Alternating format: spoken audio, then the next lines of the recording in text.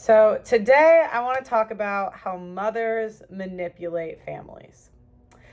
Now, before I get started, guys, if you want to support me, go to theaudacitynetwork.com. Feel free to get a monthly or yearly membership because a lot of these mothers try to ruin my life, destroy my reputation, all this crazy stuff I'm not really going to get into, but 3,500 members on the website would be awesome. $10 a month, $80 a year. That covers all of our production costs at the network. Okay. So the thing we have to understand about society is most families have domineering mothers. And women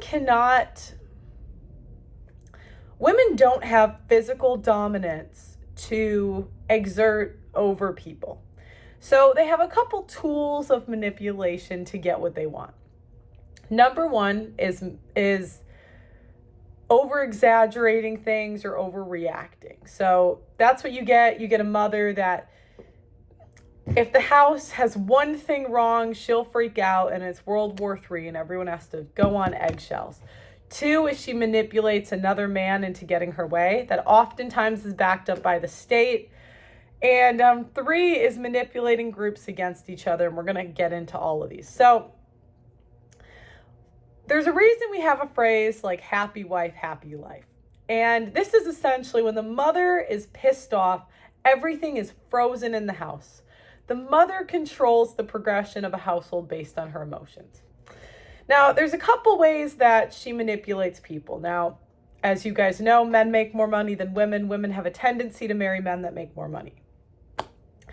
So she will monopolize time and resources in the household.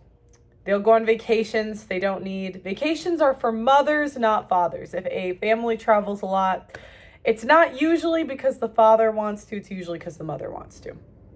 They live in a house bigger than the father wants. They have the latest trends in fashion that the mother wants, not the father wants. And again, the dad is a workhorse.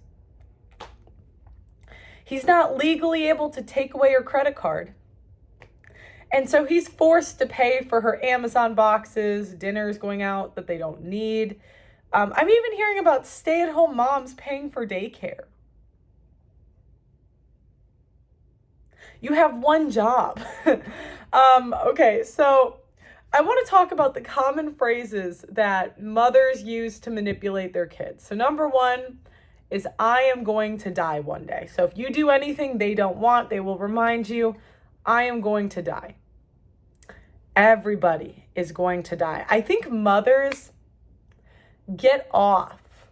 I really do. I think they get off on like thinking about people at their funeral and the attention being on them and everybody just looking back and saying how amazing she was and regretting any art. Like in their head, if she dies one day, they'll look back at every argument and just take her side. Not when you're crazy. I carried you for 9 months is another one they'll give. So again, this is when they think that they've done God's gift to the earth by giving birth to you. Dogs give birth. Chickens lay eggs. Cats give birth. But for some reason, even though animals literally do this, mothers, they use this as a tool to get what they want. So kid doesn't do exactly what the mother wants. Mother will use this to guilt them into getting what they want. I hope that one day you become a mother and your child does the same thing. So in their head, if you disagree with them or ever stand your ground, in their head, you need your kid to treat them the same way because, again, they're like perpetual victims. You will never know how much I sacrificed for you. You know, dads look at it as a privilege to sacrifice for their kids, where mothers resent the children for it. You get this a lot with kids that marry or mothers that married young. You are behaving like a child is what they'll say, even though they're behaving like a child. The child wants a solution. The mother wants to vent. This is particularly normal in mother son relationships. They tell you you're not self-aware when usually the mother is the least self-aware person ever. So you'll say, Mom, I'm not doing exactly what you want me to do in the way you want me to do it. And she'll say, you're just not self-aware. When it's generally the mother that's not self-aware. And by the way, a lot of times I get these off of Twitter, or I'll call a couple friends to make a list. So you guys are welcome to put the ways that your mother manipulated you in the comments. Mothers nag about the smallest thing and overreact. That's when you hear women talk about all the chore labor, it's not usually because they're that clean. If they're that clean, it's usually because they have time to be that clean. Like, do you think Elon Musk is really worried about how clean his counters are? Do you think he really cares? No, he's busy. So, if they're very neat, it's usually because they get an ego boost off of telling everyone how messy they are. And it's usually not that bad. Usually, right? I'm not, Why can't you be like insert sibling's name? This is usually either a sister or a sibling that is easier manipulated by the mother. And, the mothers have a tendency to placate the siblings against each other. And only reward the one that does whatever she wants, even if what she wants is completely unreasonable. All I did was ask you to do something is something they commonly say, even though usually if the kids react, it's because the mother's being a complete bitch. And it's usually not because they just asked you to do something. It's because the mother listed every single thing that she doesn't like about the kid and then puts it under the guise of, I just asked you to do something. They'll say family is everything, even though family is the most likely one to kill you. There's common phrases that sisters use to manipulate parents. They cross emotional boundaries and expect the brothers to not go there. Whenever the brother retaliates, they cry to the parents and only tell the parents about the part they did. Most men grew up in family dynamics where their sister's word was taken as gospel. Because kids treat each other the same from a young age. And there's somewhere along the line where the brother realizes the sister has more power. It's like the brother hits the sister back, and then the brother's told to never hit a woman. Even if the sister hit first, she steals the brother's stuff and they say, let her have it. And the thing is, the bigger the group, the more manipulative generally the woman. That's why, women from small town tend to have a better reputation. Not always, though, but because women don't know or are too lazy to process their emotions without telling everybody. So we have this thing where we got to vent. And instead of either learning the tool to just, let things go and shut up, women go around from person to person to person to tell a completely biased one side of the story. And, if it's a small town, usually at some point she gets called out on it. The mother or the sister, someone says something to the guy she's trying to manipulate. And then the guy is like, no, that's not how it happened. That's not what really happened. But the bigger the pool of people, the more able she is to manipulate.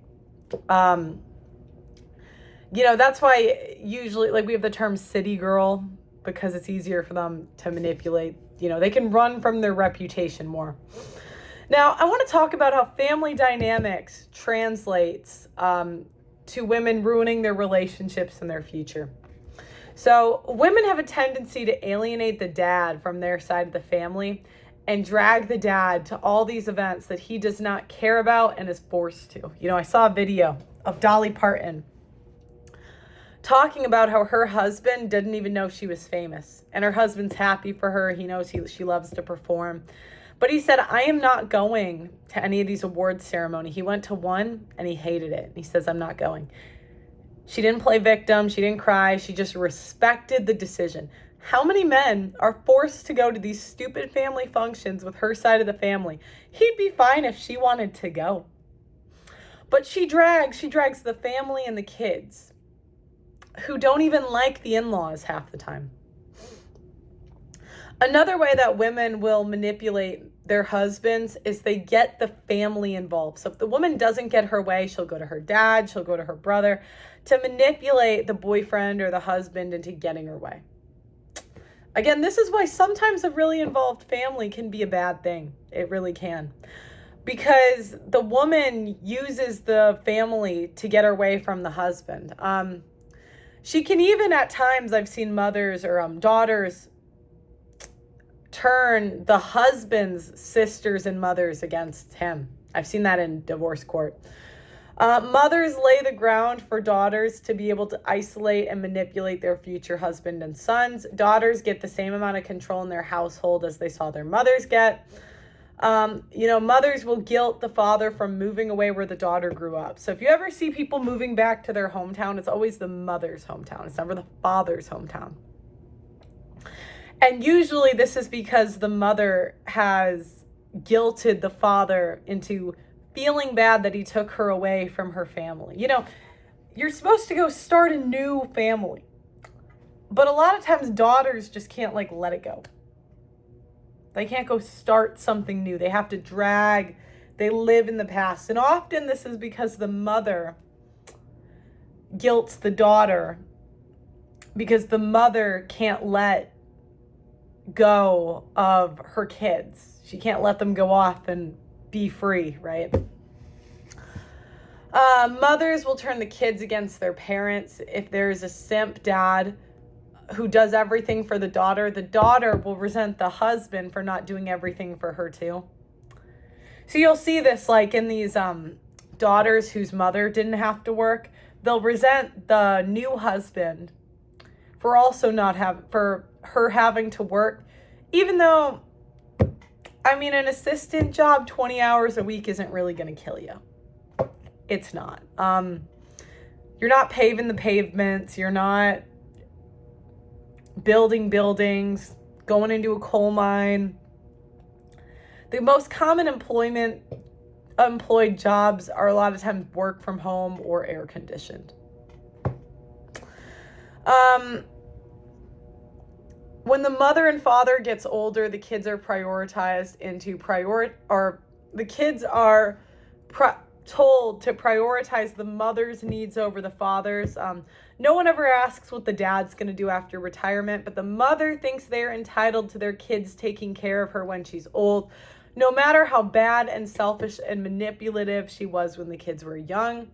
It's different if you take care of your mother because you want to, not because you have to.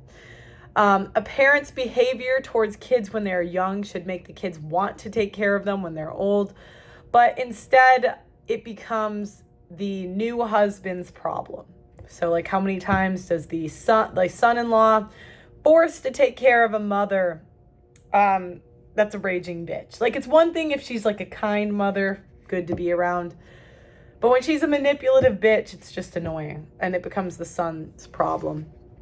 It's a status symbol for the mother-in-law to have all the kids at Thanksgiving and Christmas.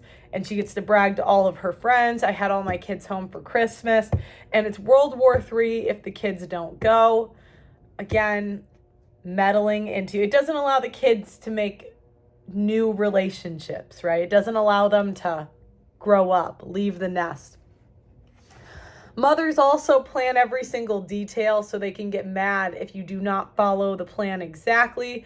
If you break the plan, there will be dire consequences. So this is my final thought is having a family that will support you no matter what is a double-edged sword because they will also support bullshit. And the mother isolates the father from his family so she gets support and he doesn't. And that's why having a girl that's close with her family is not always a good thing. But let me know your thoughts in the comments. Like the video on your way out. Subscribe. And I'll see you guys back on Pearl Daily. Sometimes this takes 12 hours to upload. So I'll be back tomorrow. I'll see you guys.